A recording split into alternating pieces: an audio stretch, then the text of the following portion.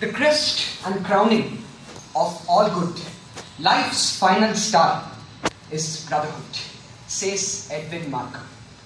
Honorable members of the jury, my dear brothers and sisters, and fellow visionaries who are assembled here for promoting universal brotherhood, a very good morning and my warm greetings to all of you seated here. Imagine a world where differences are celebrated, not ostracized. A world built on unity and respect, where we work together in harmony.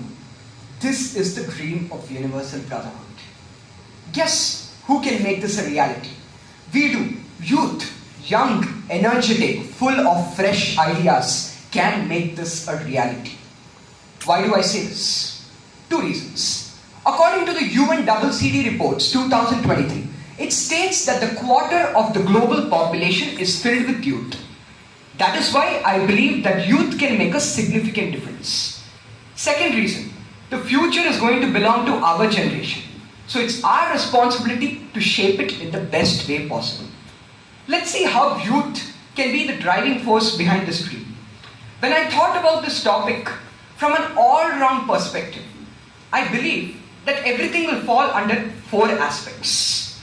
Firstly, celebrating cultural diversity. Let us understand that the core principle of universal brotherhood is the appreciation of cultural distinctions. We must acknowledge that we have differences, and only then can we ever create harmony. For example, this can be done by starting a social media challenge with our friends. We can ask our friends to learn a few words from a different language or sing a song from a different country. This will help us appreciate each other's culture. It is said, when in Rome, be a Roman. Let me say, brothers, I come from South India and I don't know anything about North, and I'm even bad at Hindi. But even before I came here, I tried to research on the food, the culture, the language, and the different kinds of people who live here, only to understand how to gel in and stay with the people around here. This is what I'm talking about. We need to appreciate all kinds of culture, and only then can we even talk about brotherhood. This is the first aspect. Second aspect is creating a sense of empathy. We as youth need to feel for each other. We need to love each other, because this is the most important thing today. If we cannot love each other, then what is the use of empathy? This can be done by taking up community service projects. We can choose to serve others, because when we serve others, we understand the impact of our actions on others, which will help us develop a sense of empathy. For example, we can spend our weekends serving rural school children, spend time with them. It's possible for all of us, which will help us develop a sense of empathy. I would like to narrate a small anecdote from the life of a physician and Mother Teresa, which inspires me every time I listen to it. It so happened that a physician wanted to join a hospital established by global humanitarian Bhagwan Sri Satya Sai Baba. And what happened? Baba asked him to meet Mother Teresa and learn from her. It so happened that he goes to Mother Teresa. One fine day, he sees Mother Teresa rush towards one of her patients who had a great deal of pus oozing out from a sore because he was diagnosed with leprosy. What does she do? She took a piece of her own gown, wiped the pus away, and calmly walked away as if nothing had happened. The physician is stunned and is furious. He tells her Mother Teresa that she should not do this. She should have waited for a first aid box and a pair of gloves. Mother Teresa responds just in one sentence, asking him a question. If your mother or father would have been in the same place, would you have waited for a pair of gloves? That was the answer which he gave. Now this is what I'm talking about, empathy.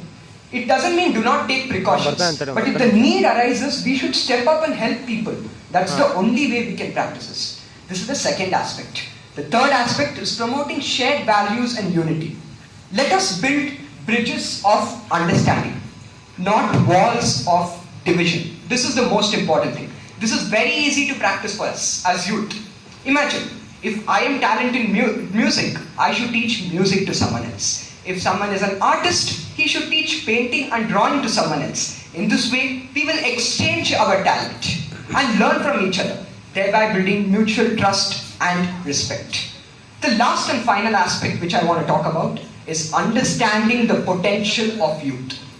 We as youth have a massive potential and we can harness this. Only if we believe in ourselves, we can create a huge transformative change. These are the four aspects. Now let me explain the significance to you. First of all, only if we appreciate cultural diversity can we ever develop empathy. And only if we practice empathy can we ever promote shared values and unity. Isn't it? And all this will be possible only if we realize our potential.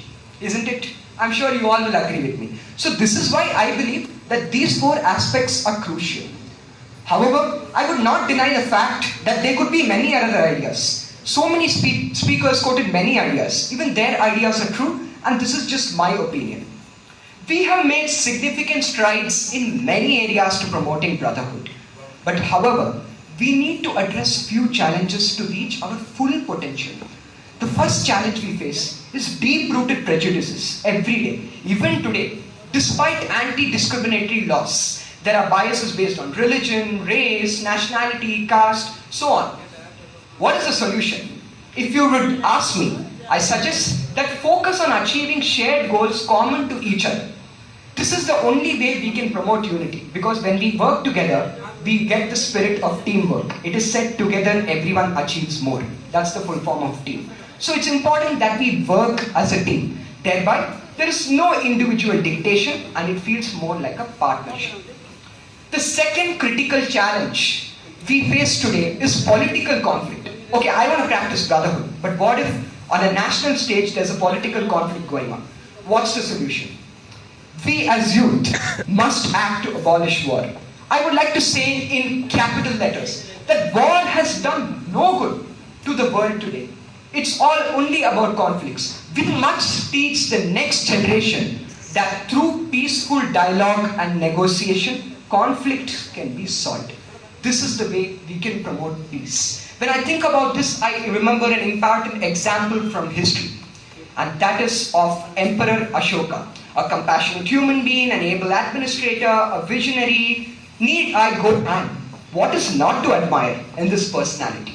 He fought wars. He won wars, and most importantly stopped fighting wars after the Kalinga war, because he truly understood and the pain of all those families who lost their loved ones in the war. This is what I'm talking about. We need to stop wars and teach the next generation that peace is the way out. Now I would like to draw your attention to the most important idea of my speech today, and that is, as youth, we lead by example in every day. Practice the values of compassion and kindness, as that is what the world requires today. My dear audience, even today, according to the World Economic Forum, 828 million people go to bed hungry, roughly 10% of the population. Can you believe it? They don't have food to eat. Even I didn't believe it. But what can we do about it? If we have our meal and if we have our food, let's make sure that one more person who doesn't have food gets food to eat. Even today, according to the World Economic Forum, 150 million people are homeless and don't have a shelter. If we have a roof above our head, let's make sure that at least one more person has a home in our lifetime. That would be a great contribution. If not all this, let's give a smile and inspire positivity and talk in a nice way, because that can go a long way in building positivity in our friends, in our daily life. So let's all create a vibe of positivity by practicing every single day the spirit of universal brotherhood. Because I believe that there is only one religion, the religion of love, and there is only one caste, the caste of humanity. So let's abolish religion, caste, and live in the spirit of love. I would like to conclude by stating an important idea taken from a Sanskrit verse inscribed on the walls of our parliament, and which was also the motto of our G20 presidency. It says, Ayam nijaha paroveti, ganana lagu chetasam, udara charita namtu, vasudeva kutumbakam. Which means for the broad-minded ones, the whole world is just one family.